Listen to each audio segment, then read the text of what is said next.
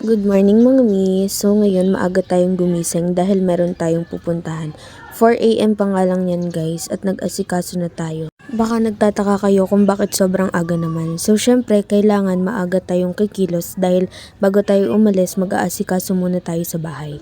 Nagligpit-ligpit muna ako ng mga pinagkainan namin nung gabi para naman di tayo mabungangaan. Cheers! Malalaman nyo sa mga susunod na clips guys kung saan tayo pupunta. Syempre isinama tayo ng ating boyfriend. Sino ba namang tatanggi? Cherries!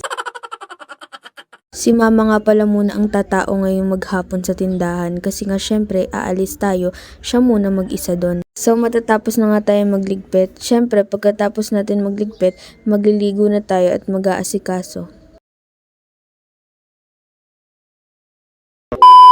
Ayan na nga mga miss, so papunta na tayo, OTW na tayo sa Bulihan kasi doon ang kanilang meetup. Alam niyo na ba kung ano yan guys? Ayan. Ngayon kasi ang 56th founding anniversary ng Tau Gamma Pi Triskelion Grand Fraternity. Sa Bulihan nga pala ito nag-start at iikutin ng buong silang. Sobrang dami nila guys oh. Alam mo yun, nakakatuwa palang sumama at manood sa mga ganito. Tinama tayo so sino ba naman tayo para tumanggi, diba? Cherise!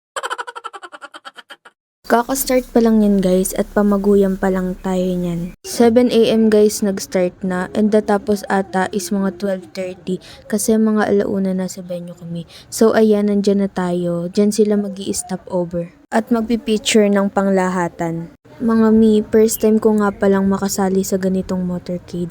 Ayos naman, masaya, nadaanan ko yung mga parte ng silang na hindi ko pa napupuntahan.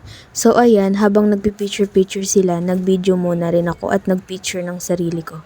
Syempre, kailangan magpipicture ka din ng sarili mo, 'di ba?